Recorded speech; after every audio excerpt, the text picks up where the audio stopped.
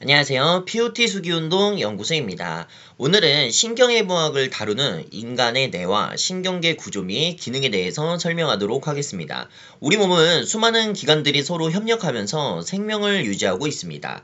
그 중에서도 신경계는 인체의 모든 기능을 통합하고 조절하는 가장 중요한 기관으로 볼 수가 있습니다. 우리가 움직이고 생각하고 기억하고 감정을 느끼는 모든 과정은 신경계의 작용을 통해 이루어집니다.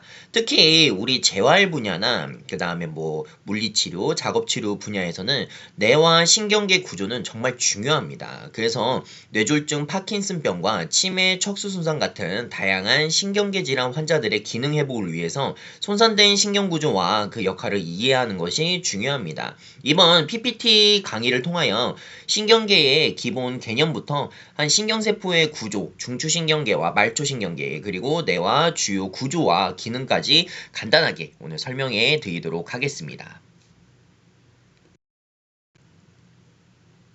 그래서 이제 주요 내용은 인간의 신경계는 신체의 모든 기능을 조절하는 가장 중요한 기관이라고 나와 있고, 뇌와 척수, 그 다음에 말초신경은 서로 긴밀하게 연결되어 감각 정보를 받아들이고 분석하고 적절한 운동 반응과 행동에 대해서 살펴볼 것입니다. 그 다음에 신경해부학은 이러한 신경계의 구조와 기능을 연구하는 학문으로 뇌졸중, 치매, 파킨슨병과 같은 다양한 신경계 질환 환자들의 재활치료가 무엇인지에 대해서 이해하도록 하겠습니다. 그래서 이제 내용으로 넘어가면은 인간의 뇌와 가장 복잡한 생명기관으로 이제 설명할 수가 있습니다. 인간은 이제 뇌는 현재까지 알려진 생명체 중에 가장 복잡한 구조로 가진 기관입니다. 뇌는 약 1000억 개의 신경세포가 존재한다고 합니다. 각각의 신경세포는 수많은 다른 세포들과 연결되어 있습니다. 하나의 신경세포에 여러 개의 돌기를 가지고 있으며 이를 통해 다른 신경세포의 정보를 주고받습니다. 이러한 연결 부위를 바로 시냅스라고 합니다. 뇌 안에는 매우 많은 신경 연결망이 존재하며 이러한 네트워크를 통해 인간은 학습하고 기억하며 행동을 조절할 수가 있습니다.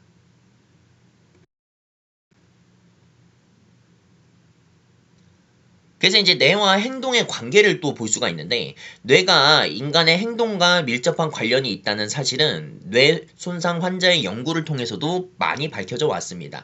대표적인 사례는 전두엽 손상을 입은 환자의 사례입니다. 한 이제 치료사가 이제 사고로 인해서 이제 치료한 그런 내용에 대해서 한번 설명을 하는 건데, 한 작업자가 있었습니다. 사고로 인해 머리에 심각한 손상을 입었는데, 특히 이제 전두엽 부위에 크게 손상되었다고 합니다. 그래서 사고 이후에는 이전과 달리 집중력이 좀 감소하고 판단력이 감소했으며 성격에 특히 이제 행동 변화까지도 많이 나타났다고 합니다. 이 사례는 특정 뇌 영역이 이제 특정 기능을 담당하는 사실을 보여주는 아주 중요한 연구라고 볼 수 있습니다. 현재 MRI나 이제 PET 같은 다양한 뇌 영상 기술이 발전되어 왔습니다. 사람이 생각하거나 움직일 때 어떤 뇌 부위로 활성화되는지를 요즘은 쉽게 확인할 수가 있습니다.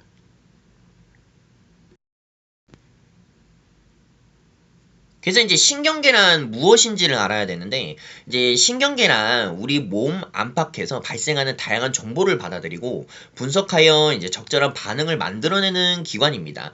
예를 들어 우리가 이제 뜨거운 물체를 만졌을 때 손이 빠르게 떼는 거, 이것들이 바로 피부의 감각 수용기의 자극으로 받아들이기 때문에 신경계를 통하여 정보를 전달하면서 이런 이제 반사가 이제 가능합니다. 그래서 이제 신경계의 주요 기능을 대표적으로 이제 세 가지로 또 나눌 수가 있는데, 첫 번째는 이제 외부 자극을 받아들이는 감각입니다. 두 번째는 이제 들어오는 정보를 분석하고 판단하는 통합 기능을 역할을 합니다. 세 번째는 근육이나 장기에 명령을 전달하고 운동 기능을 수행하는 것이 바로 기능이라고 볼 수가 있습니다.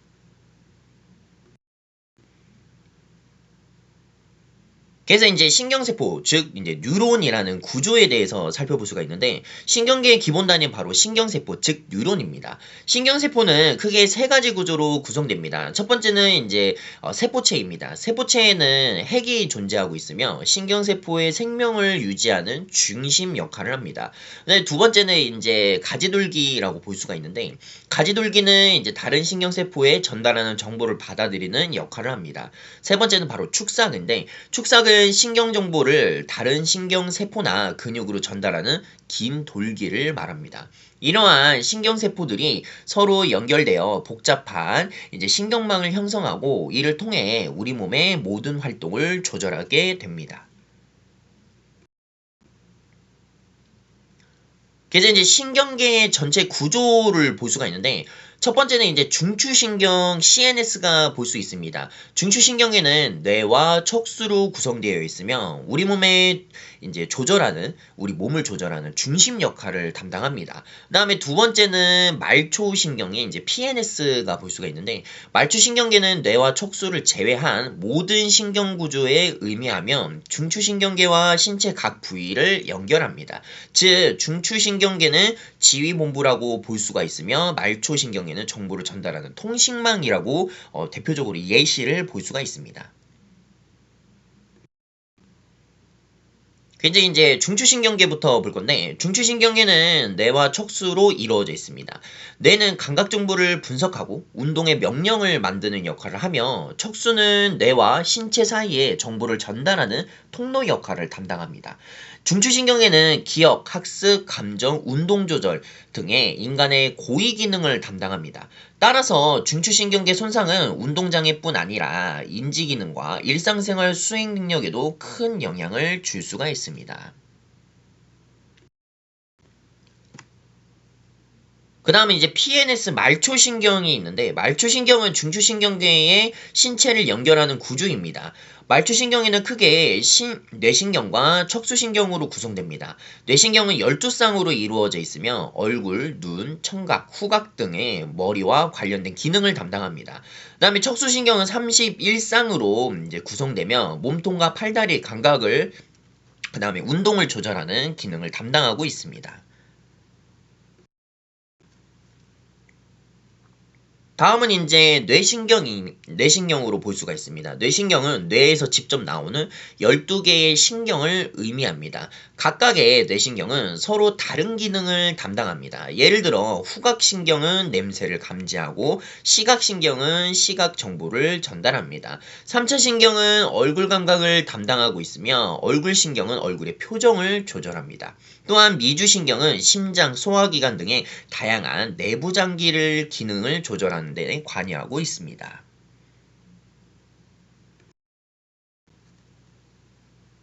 다음은 이제 척수신경, 이제 스파이널 러브를 볼 수가 있는데, 이제 척수신경은 척수와 연결되는 31쌍의 신경을 의미합니다.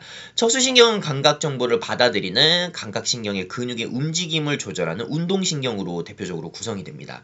이제 척수신경은 우리가 걷고 손을 움직이고 자세를 유지하는 데 필수적인 역할을 합니다.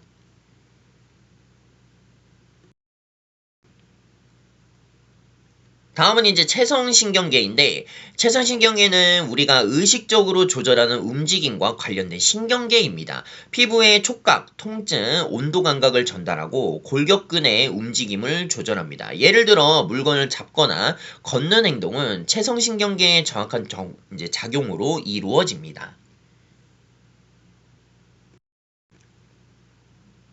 다음은 이제 자율신경계인데 자율신경계는 우리가 의식적으로 조절하지 않아도 자동으로 작동하는 신경계입니다. 심장박동, 혈압, 소화, 체온 조절 등의 대표적인 기능을 의미합니다. 자율신경계는 교감신경과 부교감신경으로 나누어 우리 몸의 균형을 유지합니다.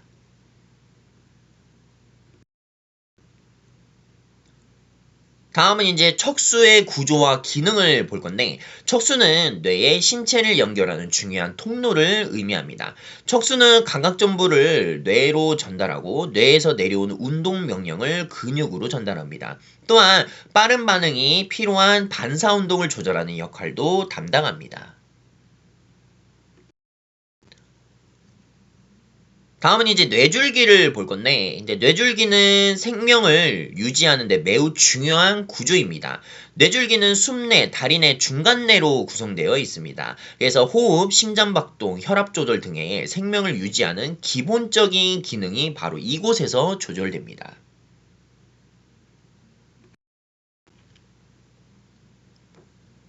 그리고 이제 숨내, 다리내, 중간내를 좀 더 살펴볼 건데, 이제 숨내는 이제 호흡과 이제 심혈관 기능을 조절합니다. 다리내는 이제 대뇌, 소뇌 사이에 정보를 전달하는 역할을 합니다. 중간내는 눈 움직임과 운동 조절, 시각, 청각 정보를 처리하는 그런 기능을 담당하고 있습니다. 다음은 이제 세리벨럼이라고 이제 손해를 볼 건데, 손해는 운동의 정확성과 균형을 담당하는 중요한 기능을 합니다. 우리가 걸을 때 균형을 유지하고 손으로 정확한 동작을 수행할 수 있는 것이 바로 손해 조절 덕분입니다. 손해 손상 시 이제 아탁시아라고 해서 실조증이 이제 많이 발생될 수 있는데, 보행장애, 떨림, 그 다음에 운동 협음 장애가 나타날 수 있습니다.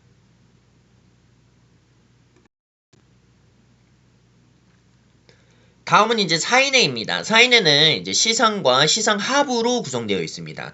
시상은 감각 정보를 대뇌로 전달하는 중개소 역할을 담당합니다. 시상하부는 체온, 호르몬, 자율신경계 기능을 조절하여 신체 항상성을 유지합니다.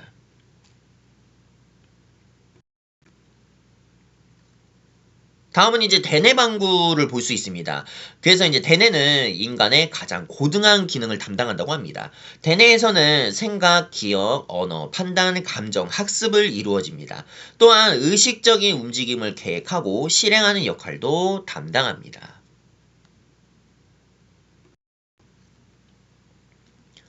그래서 이제 신경해부학과 재활치료를 볼 수가 있는데, 간단하게 보면은 신경해부학 지식은 재활치료에 매우 중요한 역할을 합니다.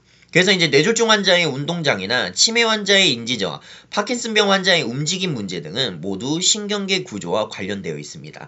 따라서 이제 우리 같은 이제 저희 같은 이제 치료사나 이제 현장에서 일하시는 분들은 이제 손상된 부위를 이해하고 환자의 기능을 회복하는데 이제 적절한 중재를 계획할 때 우리 신경해부학이 이제 중요한 역할을 담당한다고 볼 수가 있습니다.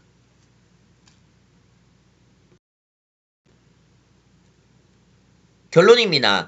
마지막으로는 신경계의 인간의 움직임과 생각, 감정, 기억을 조절하는 매우 복잡하고 중요한 체계입니다. 뇌와 척수, 말초신경은 서로 연결되어 하나의 통합된 시스템을 작용합니다. 신경해부학을 이해하는 것은 정상적인 인체의 기능을 이해하는 것뿐만 아니라 신경계 질환 환자의 평가와 치료, 그다음에 운동을 결정하는 중요한 기초가 됩니다. 특히 이제 재활 분야에서는 신경계에 대한 깊은 이해를 바탕으로 환자의 독립적인 삶과 기능 회복을 돕는 데 매우 중요하게 사용됩니다. 오늘은 그 참고문으로는 신경해부학의 생리학 이제 김종만 교수님께서 쓰셨던 이제 좀 이게 오래되긴 했는데 이 책을 기반으로 해서 간단하게 오늘 PPT를 만들어 봤습니다. 그래서 이제 일반인들도 이제 한번 신경해부학이 무엇인지 간단하게 그냥 듣고 아 이런 거구나 알 수 있을 정도로 이렇게 깊이 있는 내용은 설명을 해드리진 않았습니다. 그래서 오늘 영상이 도움이 되셨다면은 구독과 그 다음에 좋아요도 부탁드리겠습니다. 오늘 시청해 주셔서 감사합니다.